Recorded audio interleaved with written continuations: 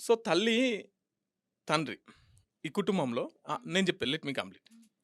ఈళ్ళిద్దరున్నప్పుడు బిడ్డ కుటుంబం ఏంటి? బిడ్డ భవిష్యత్తు ఏంటి? బిడ్డ జీవితం ఏంటి అనేది ఆలోచించుకోవాలి. ఆలోచించుకున్నప్పుడు అటువైపు నుంచి గూడా సేమ్ అబ్బాయి తరపు నుంచి గూడా ఆలోచించినప్పుడు ఏమన్నా నచ్చజెప్పగలుగుతారు, ఏమన్నా జేయగలుగుతారు. సో, థర్డ్ పర్సన్ వీళ్ళెంత గ్యాప్ పెరిగితే అంత దూరం అవుతున్నట్టు. వీళ్ళ రిలేషన్‌షిప్ అంత బ్రేక్ అవుతున్నట్టు. ఎంత గ్యాప్ పెరిగితే. సో, ఈ రిలేషన్‌షిప్‌ని మళ్ళీ మనం కలపలేనంత అదుంటది. ఇక దీన్ని ఆసరా చేసుకొని పెద్ద మనుషులు పంచాయతీలో డిపాజిట్లు పెట్టాను కావచ్చు, తర్వాత పోలీస్ స్టేషన్‌లు కావచ్చు, తర్వాత దీని మీద లాయర్‌లు గూడా.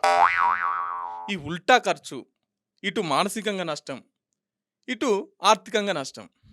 ఇవి కాకుండా ఉండాలంటే పుండేడుంటే మందాన్నే పెట్టుకోవాలి. సో, దీని గురించి రీసెంట్‌గా సుప్రీంకోర్టు కూడా హైకోర్టును ఎందుకిట్లా ఫాల్స్ కేసులయితున్నాయి? ఎందుకిట్లా అయితున్నాయని జెప్పేసి సుప్రీంకోర్టు కూడా హైకోర్టును హెచ్చరించినటువంటి, ముట్టికాయ ఏసినటువంటి పరిస్థితి. హ్మ్. వీళ్ళ రిలేషన్స్ బ్రేక్ గాకుండా ఉండాలి, మంచిగుండాలంటే పుండేడుంటే మందాడ పెట్టాలి. ఇదొక్కటి సింపుల్.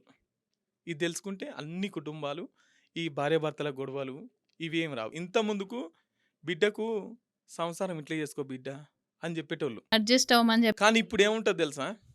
నువ్వు రా నేను చూసుకుంటా. ఏందే నీకు మేము లేమా? నీకేం తక్కువుంది? నువ్వు రా మేము చూసుకుంటాం. ఈడనే సగం పోతది. సగం పోతది. మన తల్లి నుండి నేర్చుకోవాల్సింది వాళ్ళ కష్టాలని, వాళ్ళ కమిట్మెంట్‌ని, హ్మ్. వాళ్ళ మంచితనాన్ని. ఇది నేర్చుకోవాలి. ఒకసారి ఇట్లా ఎవరికైతే బిడ్డలకి నువ్వు రా చూసుకుందాం అంటారు చూసినావా? ఆళ్ళ బిడ్డ ఒకటే క్వెషన్ ఎయ్యాలి. మమ్మీ నిన్నెప్పుడు డాడీ కొట్టలేదా? నిన్నెప్పుడు డాడీ తిట్టలేదా? మరి నువ్వెందుకు ఆడికి పోలే? హ్మ్. నన్నెందుకు రమ్మంటున్నావు?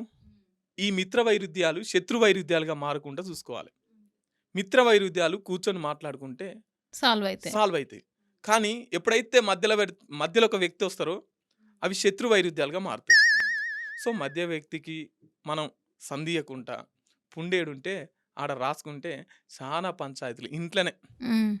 గడప దాటకుండా పంచాయతీలు సాల్వ్